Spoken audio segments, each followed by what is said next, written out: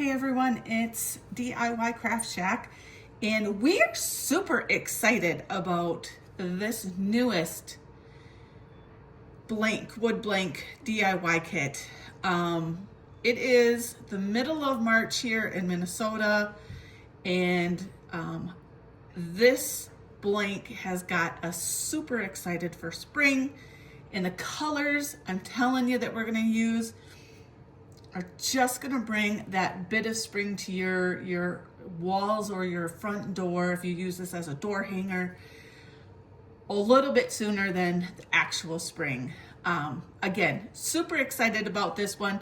There's a number of other pieces that go along with this door hanger, but today we're gonna just focus on the door hanger. So let's get started. You've got all the pieces here, so your kits always come unassembled and unpainted. And today the colors we're gonna use are gonna be crystal blue, black, we are not using red today. Burnt umber we might use, depends on how we're gonna go about painting this. We're not using that one. And we're not using that one. We're gonna use a little bit of white, and we're gonna use a little bit of marigold. So we're using crystal blue, black, white, and marigold for sure. We might use burnt umber if we decide to stain the back of the board or not. I think we're gonna do this black. So I'm gonna get rid of the burnt umber. So really just 4 colors. And again, I use deco art most of the time. Occasionally I will use Apple Barrel brand, which is just as good, I think. I don't really see much of a difference, only in just a certain number of colors where maybe the pigments are a little bit thicker. All right, so I'm gonna move the other pieces off our backer, and you'll see with each of our backers that we score them, and that's what we call this right here. We score it, so it's easy placement for you. So no guessing if your piece is crooked or where it goes. We will always, I shouldn't say always, 90% of the time, always score that backer for you. So I'm gonna go ahead and do black. Now once we do this black, you'll be able to still see those score lines, so don't worry about it. I'm just gonna spray or sprinkle a little paint on there. I like to use my condiment bottles. And then I'm gonna use a chip brush, and we're just gonna go ahead and paint this.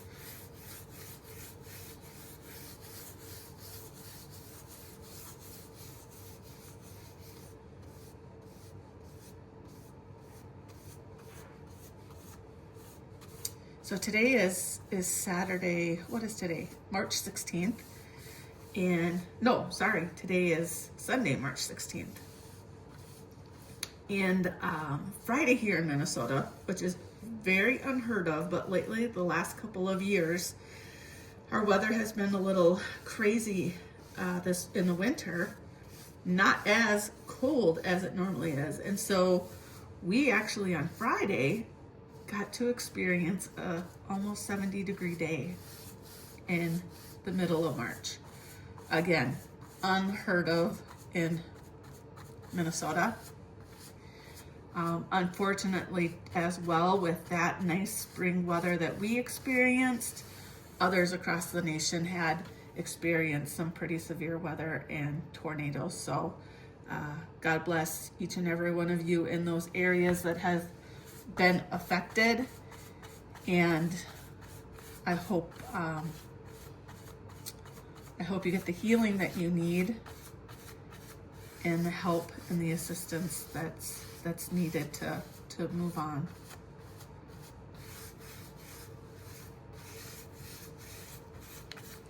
So one thing that I want you to all to remember is that when you're using your paint, you really do not need a lot. So when we start getting to those smaller pieces, or even the pieces that are half this size, we're not going to use We're not even going to use an ounce of paint. And most of these bottles come in 2 ounces. So we're not even going to use half. So if you're looking to paint a couple projects, just get your 2 ounce bottles and you'll have enough to do 2, maybe 2.5, maybe 3. So right now I'm just going to set this aside. I will come back and paint the back side, but right now for the purpose of this, we're not gonna. And I will paint my edges as well.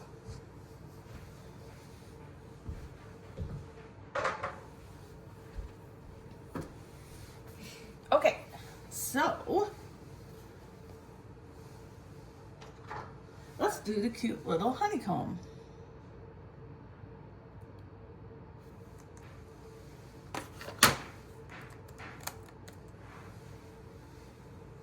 So we're gonna set the cute little daisy flower up here aside, and we're gonna take our honey drip and set that up there, and we're gonna just do the honeycomb here. So this piece we're gonna use marigold on. And when I do the smaller pieces, I generally will use a paint sponge.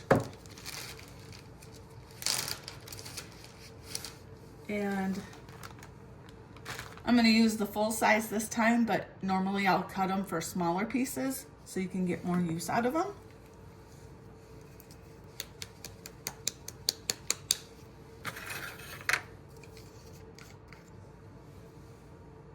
We're just going to put a little bit of that there, start with that. Now remember, when you're using paint sponges, you're gonna load your paintbrush or your paint sponge and see all that excess there? We're gonna offload it now. We don't want all that excess stuff. See how we then offloaded it? When we offload it and we go to start pouncing lightly, that keeps us from getting paint on the edges. So light and easy, because we're gonna have to do 2 coats no matter what. Sometimes if your project is MDF, you'll have to do 3 coats. But when we do it light and easy, it always dries very fast. And we can come back, real quick. By the time I get down here, this is gonna be dry and I can come back and do my 2nd coat. So nice and easy. And I just want to show you, see how I don't have any paint on those edges, because I'm going light and I'm making sure that I'm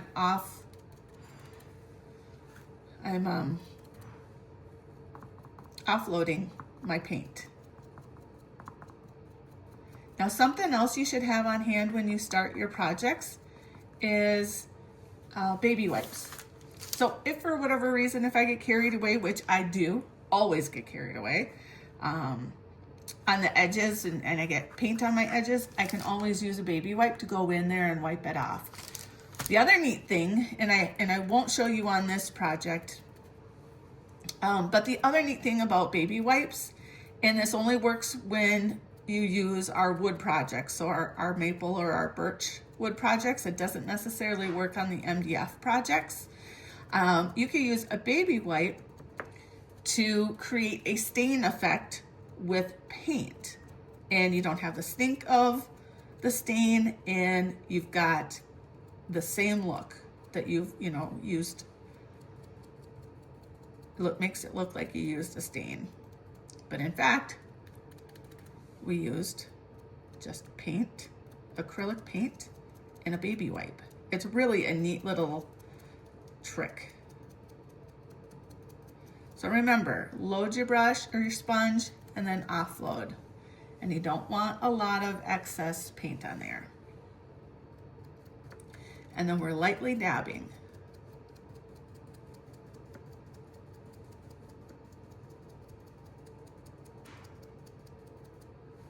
So tomorrow is St. Patrick's Day, and I am a wee bit Irish, although that's about as Irish as I can sound. I do have that beautiful auburn hair in the family. I kind of outgrew it. I had it when I was little, not true auburn. Well, I guess I did have true auburn. I didn't have, you know, the bright red that many have. I had a brown auburn, and I went through cancer 20 some years ago, and it kind of came back a little bit more brown. And the only time I noticed the auburn in my hair is when it's unfortunately when it's turning from brown to gray. It'll go auburn and then gray. But, you know, not everyone gets the chance to achieve gray hair, so I'm going to embrace it. Okay, so we've got our first coat on our honeycomb. I'm just gonna set that aside. I will come back. I will do another coat of it. It doesn't look horrible, but I am gonna do another coat of it. And you can see very little paint on my edges. There we go. We got just a tiny bit, but not anything that's going to be noticeable, but I could come along and take a baby wipe and wipe that off. So I'm going to set this one aside, and then we're going to do the honey drip. And we're doing honey drip in marigold as well. So load your paint sponge and then offload it. When you get to bigger pieces like this, thicker pieces, you can go a little bit faster. Just don't go hard. Always still do it nice and light.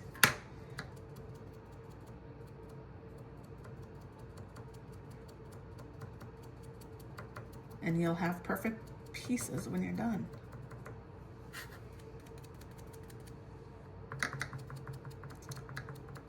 And the other piece that I know we're gonna use the marigold for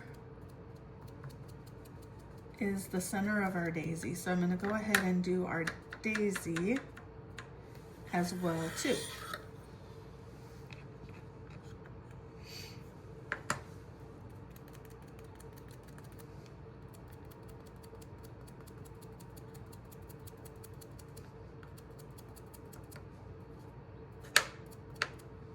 All right, so you'll notice here I still have quite a bit of paint left. So by the time I'm done doing my second coats, I'll have used up that paint, but in reality it was just, I think we used like a penny or maybe not even a quarter. I bet it was maybe a little, a nickel, I'd say, nickel size. Sometimes you need a dime size. That's how good the paint spreads and goes when you especially use paint sponges.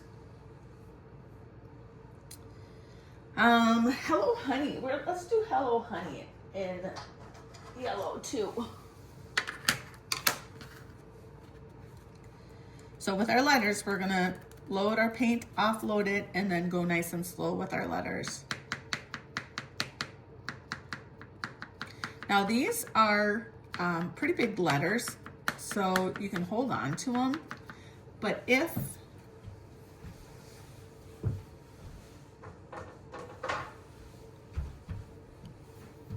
we happen to have smaller letters that were hard to hold on to, I always take a piece of tape, make that loop, and then I'll put it, tape it down, and then I'll put my letters on there, and that'll hold it in place. So another good tip for you.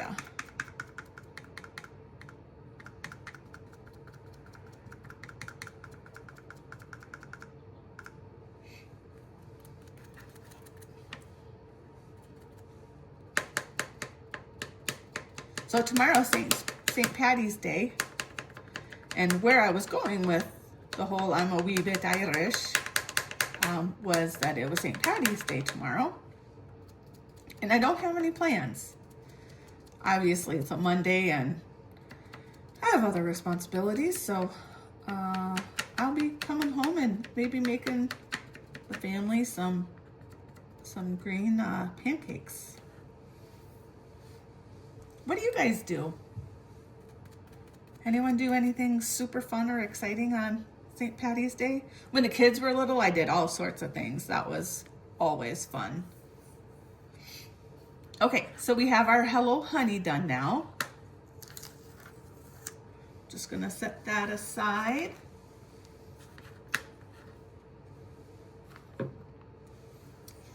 And then let's do the top lace piece. We're gonna do that in white.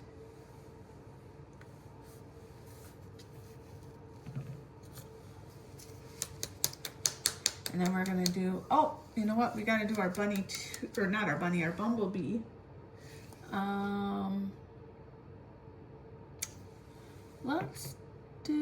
Let's do our bumblebee real quick with our yellow.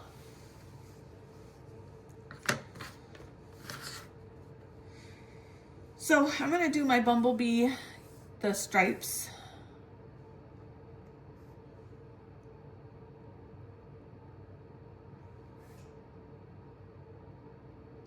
How do I want to do him?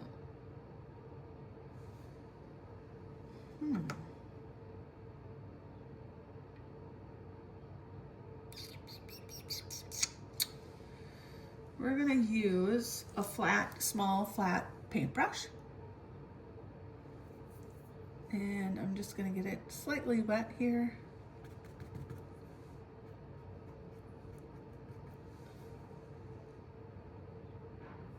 And I'm gonna go ahead and just paint. That's the other thing too, that's another trick. So like when we were doing the backer, when we were painting it black, if I wanted that paint to go on even easier and use less paint, I could lightly spritz the backer and that paint would glide on much smoother. Now remember, we're working with wood, so we don't want to do a whole lot of water, but a little bit is okay. All right, so we're gonna do white. We're gonna come and do our little daisy and our lace here. There's a couple other pieces we're gonna do white as well. I'm just gonna put, you know, a tiny little blob, probably less than what I used the first time with the marigold. And I'm gonna grab another sponge.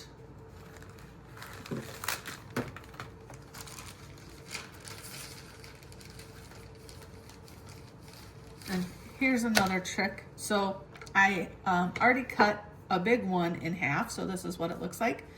But I'm just gonna cut the end off here again and use it. And then you can keep using your sponges until you turn them all into little nubs and you can't use them anymore. I could use a large one for this, but we'll be all right.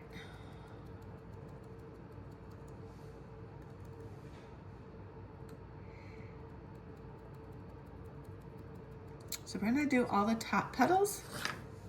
Now when you start doing your petals, make sure that you have lined them up the right way, that they fit those scores, because sometimes you come and you paint the back side and it doesn't necessarily fit right. So another way to kind of know if you're working on the back side is a lot of times it will be just these little scorch marks and you'll know that's the back. So don't work on the back.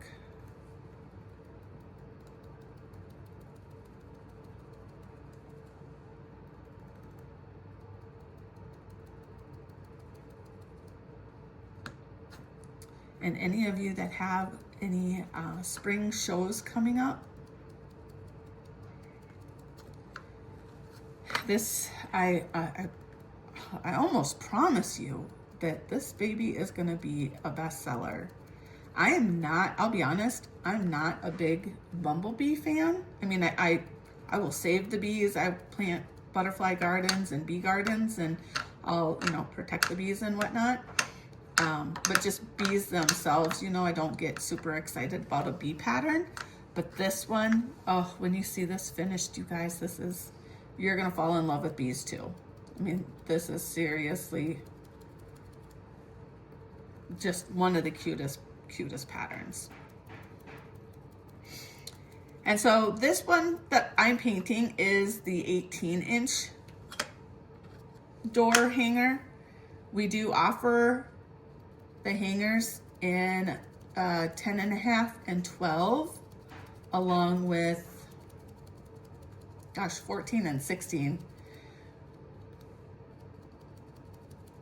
And if you ever need a larger size, we can cut something up to 34 inches round. We can cut up to 35 by 55 in a rectangle, but we can go as big as 34 inches round. And you don't have to do up here because our little center is going to cover that. I need just a little more.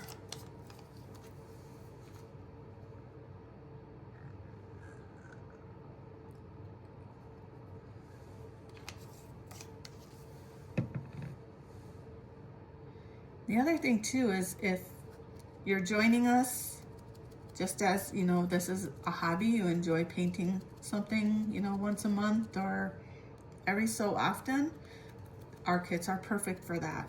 We do have public paint parties, what we call them, where we'll set up,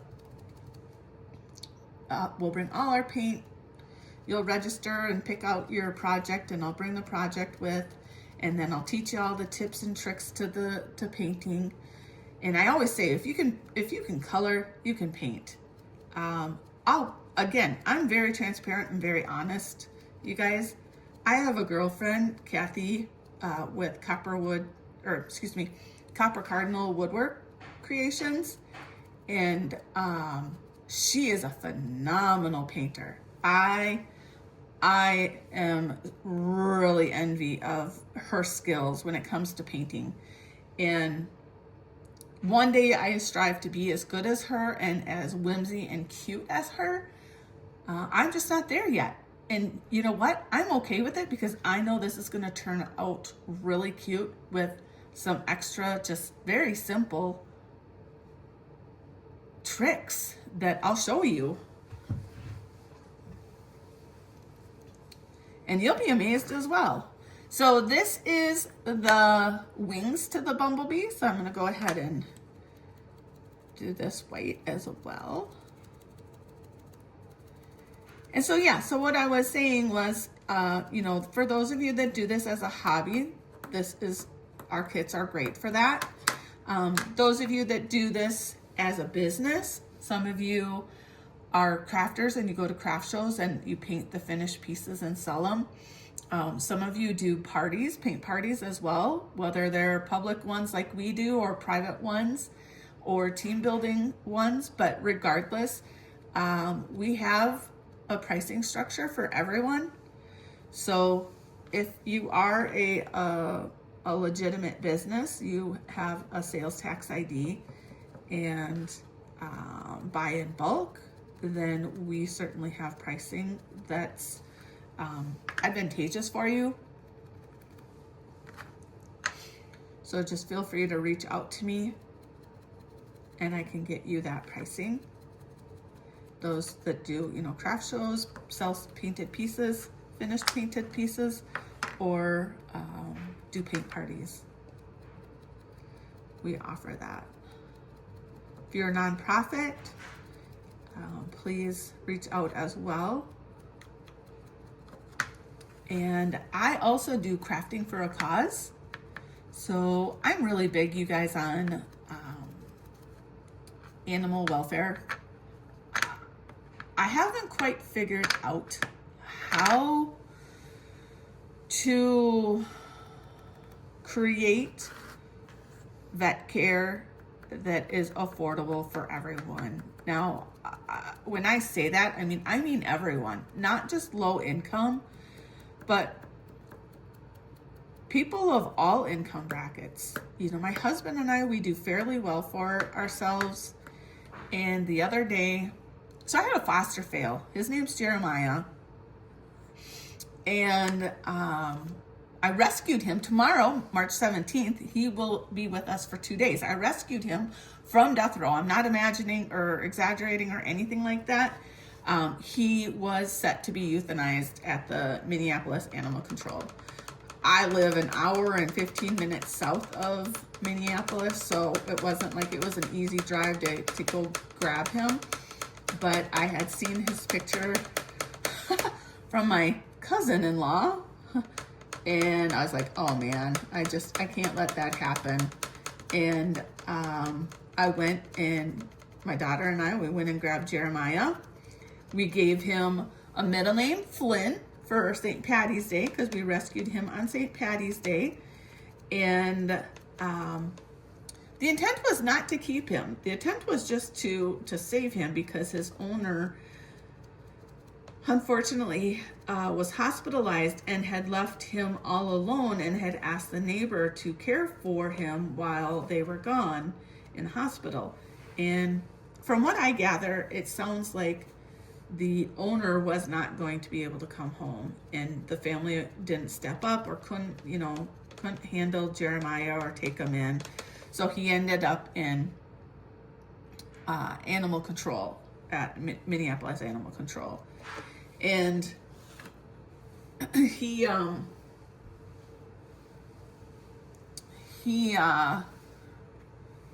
has a little, like, no, fetish isn't the right word. He has an aversion. He doesn't like his feet touched. So it's incredibly difficult to get his nails trimmed, because we have to sedate him each and every single time to get his nails trimmed.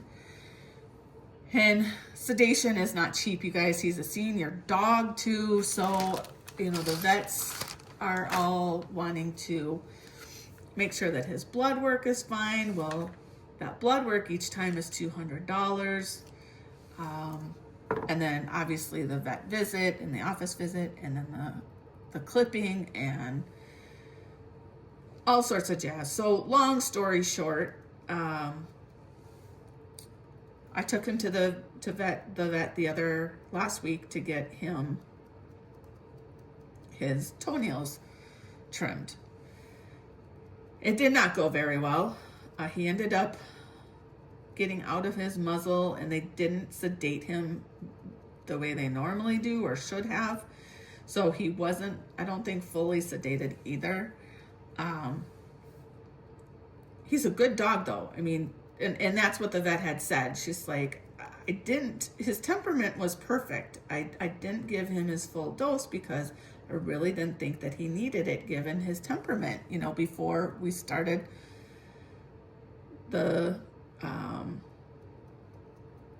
trimming the nails and all of that. And even to do blood work, he has to be sedated too. So he's just an old man that doesn't like his feet touched. And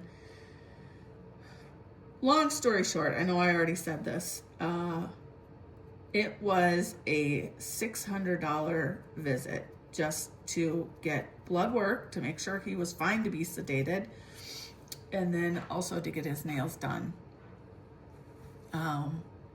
He also has allergies. So I said, oh, give me some allergy meds too while you're at it and while I'm here. And that was another $200. And you guys, I just could not swing an $800 vet bill. And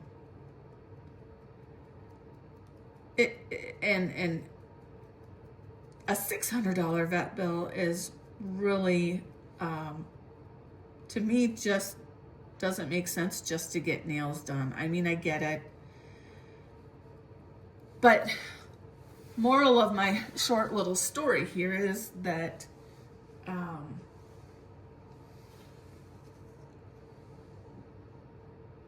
there has got to be an easier way. in a more economical way for people to get vet care. But more importantly, there's got to be a better way to spay and neuter. Because I follow these rescues day in and day out, and I just see the heartbreak that goes along with, I don't know if I want to use this one. I think I might use, I'm going to use, oh shoot. Let's see, what am I going to do?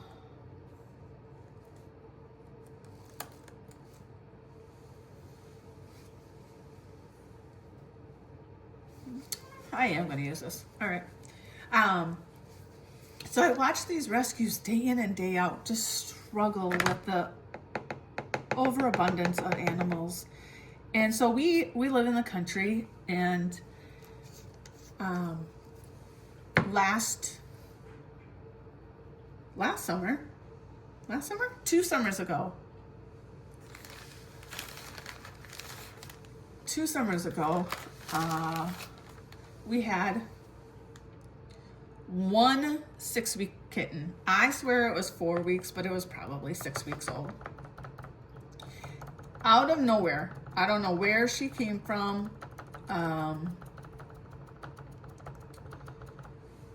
But she showed up at our door. She found us. She chose us. And we have a neighbor across the street, and then we don't have neighbors on each side of us for at least another mile.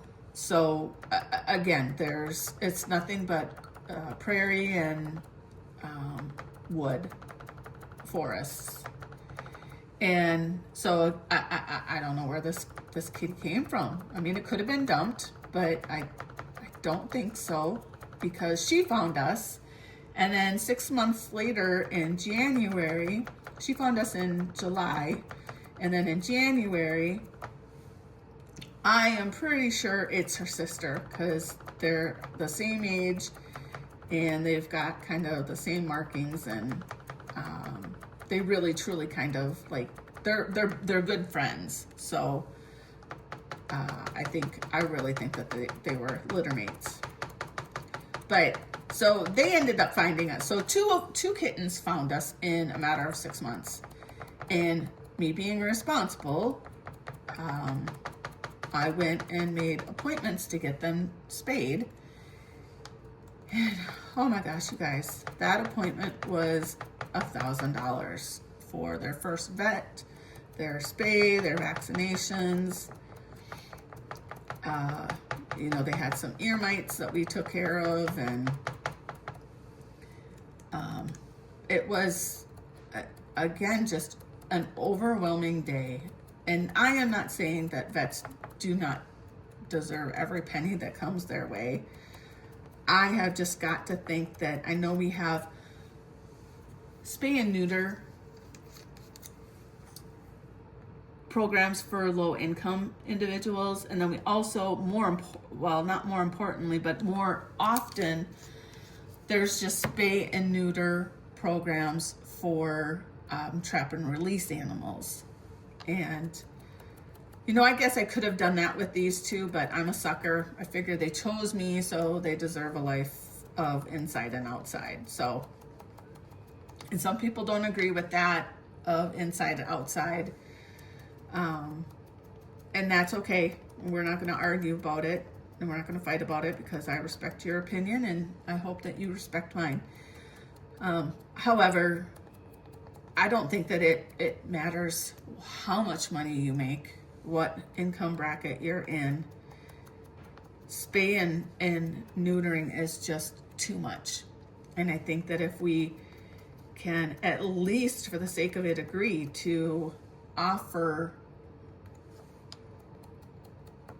cheaper spay neutering services, we could most definitely reduce the amount and the stress and the impact on the rescue organizations and their volunteers and all of that. And so these last couple of vet visits, I've been like, all right, I'm gonna go back to school. I'm gonna get my vet license and I am gonna figure out a way to make this more affordable for people around here. This is just crazy. Long story short, all my stories are long, you guys.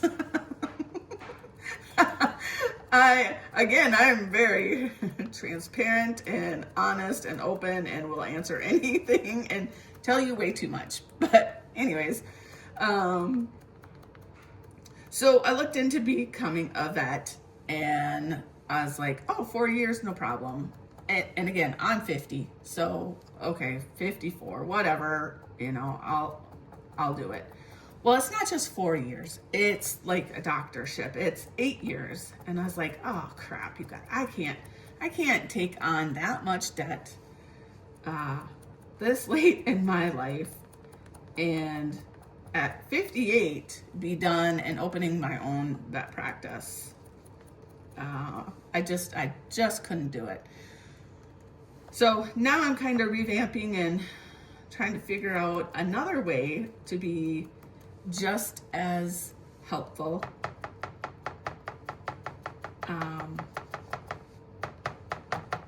in the vet world, in the veterinarian care, and we'll try to figure it out, you know. As long as we're all trying to help, that's what matters.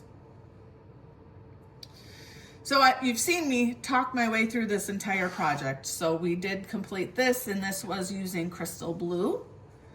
And then we went and we painted the honeybee black and yellow. And we've got his wings that we painted white. So there's our cute little wings. And then we painted the base and the petals of our daisy. And we've got our daisy head right here. And we painted our honeycomb drip and our honeycomb bottom piece of our door hanger. And then we've got our Hello Honey that we painted as well. So I'm gonna grab the backer. I'm not gonna put this together right now because I've only done one coat of everything. And again, you can see here that we definitely need to do 2 coats of this, and then we should seal it as well. And we've got to paint the back side of the backer too. But I just wanted to do the top layer for you guys, get the top layer of paint so you can see what it's like and what it looks like sort of assembled. All right, so here's our backer, our black backer. You know what, I'm gonna set this on top of paint bottles so we can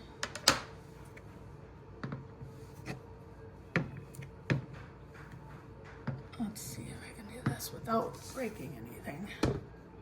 Okay,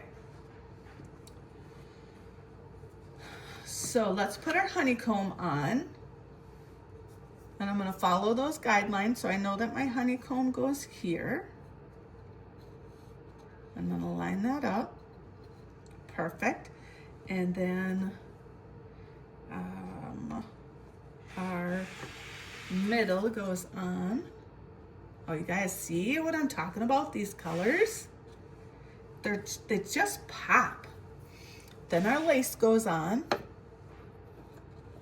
and you can see all the pieces start that roundness. So if you put this on upside down like this, you'll notice that, oh, that's wrong because it doesn't fit right on the edges.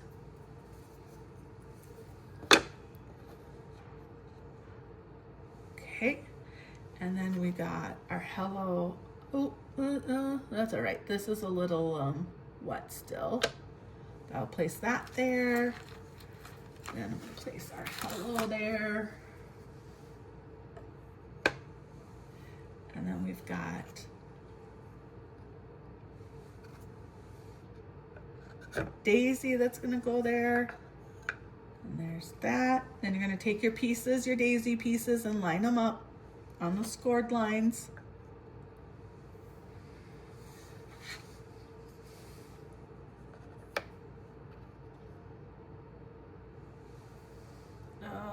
Here it is.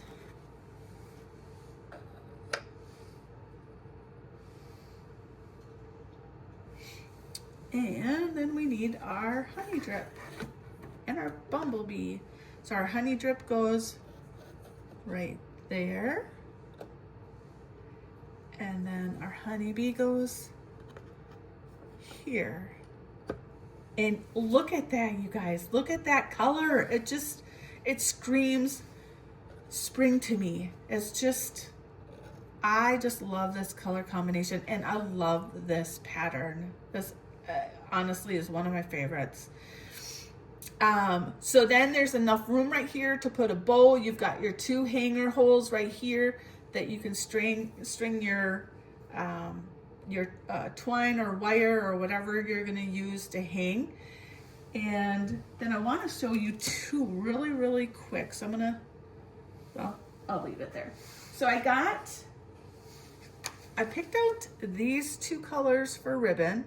I always buy wired ribbon, and it doesn't necessarily mean I'm gonna make a loop bow, but wired ribbon just allows you to give that extra dimension and texture when you're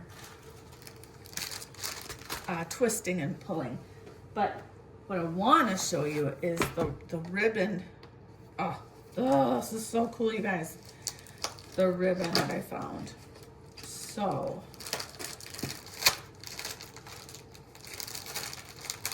if I can get it out of the box, sorry. Well, let me take it out of this. Look at the fun patterns. This says be happy. I'll lay it like that. This one says be kind.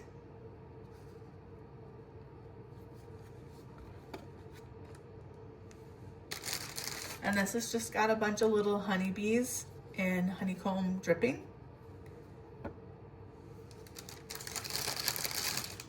And it's almost kind of the same pattern, but just a little different. And then we've got a black one. And then this one here with the honeybees and a little cute little rainbow there. So what I imagine is that I'm gonna do, I'm gonna pick one of these. I'm gonna use a burlap as well, and then I'm gonna choose one of my blues. And I'm not sure which one I'm gonna do yet, but that's how I'm gonna go ahead and finish that. I don't think I'm gonna do any greenery on top, but you certainly could do greenery. You could just pick one color bow and then do a little bit of greenery right here, and that'll look nice too. I don't think I have any greenery in here with me right now, but so this alone, with just painting it with no embellishments, no tips or tricks, this looks amazing, and you would be happy to display this. I would even sell this, you guys. But come back, check out the next video, and I will go ahead and show you some little tips and tricks to just embellish this and make this look a little bit more unique and a little more finished. And don't forget to always paint the back side of your backers as well. If you're gonna display these outside in the element, so like if you're gonna put it on your door and your door doesn't have an overhang or isn't protected by a screen door or a glass door, you really, really want to make sure that you seal this both front, backside, and the sides. For those of you that, maybe your door does have an overhang and, water rarely ever gets on it, or you have a glass door, I don't seal them when I display them in my home, and I have not had a problem with them. However, it's always the best idea no matter what to seal it, because wood does not like water unless it's sealed. So take that with a grain of salt. All right, so email me if you have any questions. You can go to the website DIYcraftshack.com and order these. You can also email us directly from our website as well. and I am happy to help you. If you are interested in starting your own paint party business, let me know. We have pricing for you and some free advice, and we do offer coaching as well that does come with a small price tag, but just to basic questions, I'm always happy to help get a budding entrepreneur off to a good start. So if you're interested in starting your own paint parties, let me know. And then if you are a professional crafter and you do the craft show circuits, we have special pricing for you as well. Thanks so much. Have a great St. Patty's Day. Stay safe, and we will see you soon. Take care.